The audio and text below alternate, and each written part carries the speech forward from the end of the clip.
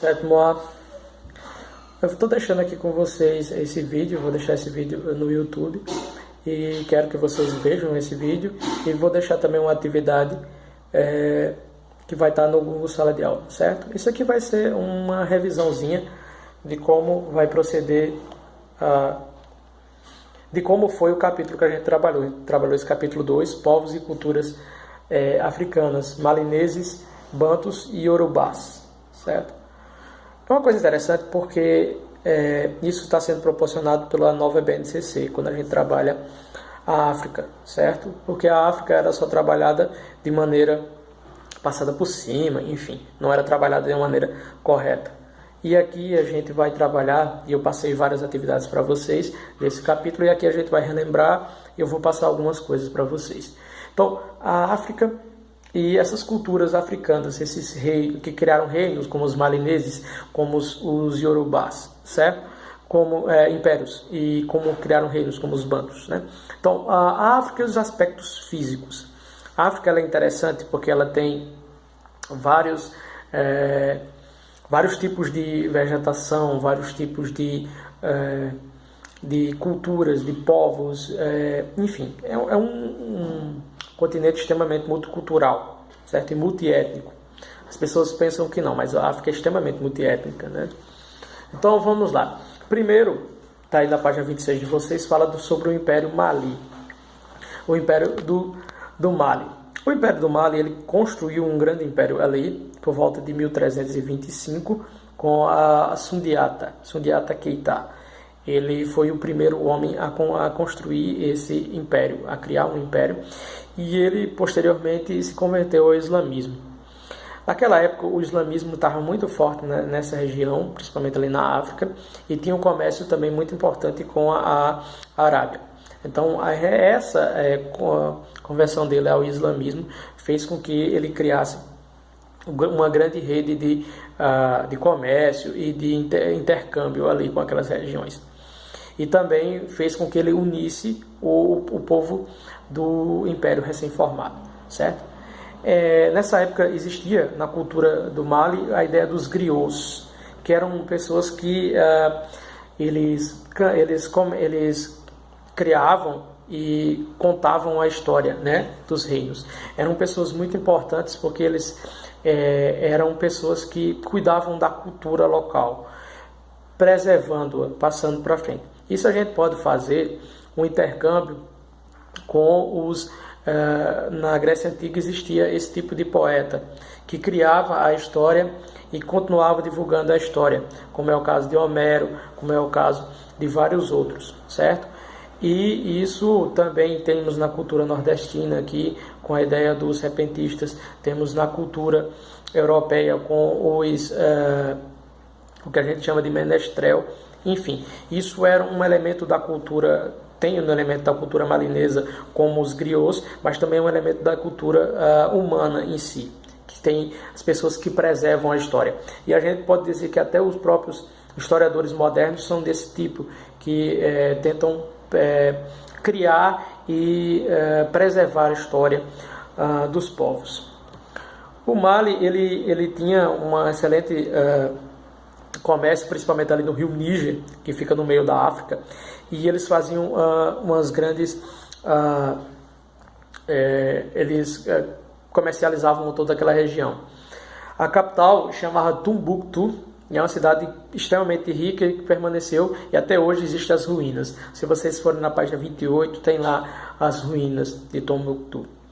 Eles faziam comércio principalmente em nós de cola, que depois ela vem aqui para a América do Sul e vocês vão perceber elas que ela é uma das bases da Coca-Cola que a gente toma hoje, enfim.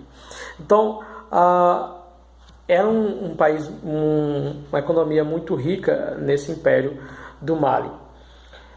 E o Império do Mali, porque ele se desenvolveu? O livro aqui ele coloca 4 coisas principais por isso. Primeiro, que eles possuíam um grande exército, certo? E esse exército fazia com que um exército leve, que eles conseguiam levar de um canto a outro do império, e isso mantinha os povos dominados na linha. Eles tinham uma grande extração de ouro né? Eles controlavam uma área de grande extração de ouro, tanto que o ouro do Mali, ele praticamente foi o ouro que foi utilizado na Europa nessa época, utilizado na Arábia nessa época, então todo mundo ia atrás do ouro do Mali.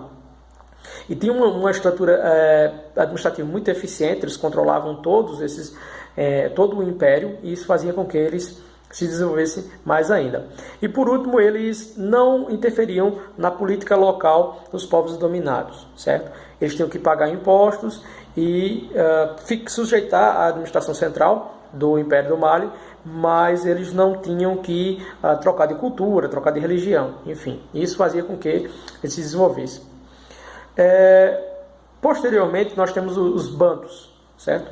Os bantus, eles dominaram por muito tempo aquela região, na região ali do Congo, e eles criaram o Reino do Congo, certo? O Reino do Congo, ele era muito poderoso, e quem governava ele era o Mani Congo, que seria o rei do Congo. E o Reino do Congo também era baseado em comércio, principalmente que era uma região muito próspera e também baseado em comércio, certo? E os bantus foram um dos povos que mais foram trazidos escravizados para o Brasil. E isso fez com que nós passemos a adotar algumas das palavras do vocabulário, como canjica, caçula, giló, fubá, enfim. Existe aí na página 34, existe algumas palavras que foram adotadas dos bantus que a gente teve uma grande herança cultural dos bantus. E agora vamos para os iorubás. Outro povo também que a gente teve muita herança, os iorubás, né? Os iorubás principalmente na Bahia e principalmente ali no Maranhão. Tiveram muitos povos escravizados que vieram para esses locais e formaram parte da cultura baiana, da cultura maranhense, do que a gente percebe hoje, principalmente no aspecto religioso, enfim. Então, os iorubás, eles tinham uma força econômica importante nas cidades. Eles não construíam uma cidade, certo? Mas, não construíram um reino, um império, mas eles eram formados por cidades-estados. O que é uma cidade-estado? Uma cidade que ela tem o poder por ela só, né? Como se vocês viram no 6º ano, a questão das cidades-estados gregos, como Atenas, Tebas, Esparta.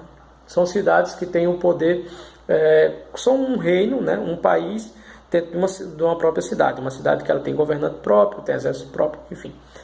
Então, eles formavam desse modo, só que eles tinham uma questão religiosa, né? Como a própria Grécia, né? Que tinha a questão religiosa e da língua própria, mas não formavam um país em si. A Grécia Antiga, assim eram os iorubás. Os iorubás no Brasil, como eu falei, eles criaram a questão da nossa matriz religiosa, como o candomblé, a Umbanda, que é brasileira, mas começou com os iorubás também. Temos o tambor de mina lá no Maranhão, também vem dessa questão iorubá, certo? Aqui nós temos elementos musicais como o Olodum, que também vem dessa nossa matriz iorubá, certo? Então isso aí, gente, é um pouco da revisão do capítulo, e eu vou deixar linkado vou deixar lá no Google Sala de Aula uma atividade proposta para vocês fazerem, certo? Então vocês vão ver esse vídeo e vai ter uma atividade proposta. Então a atividade ela vai ser baseada em quê? No capítulo todo, certo? No capítulo número 2 do livro, e também nessa revisãozinha que eu fiz aqui para a gente revisar, certo? Então, ok, façam a atividade.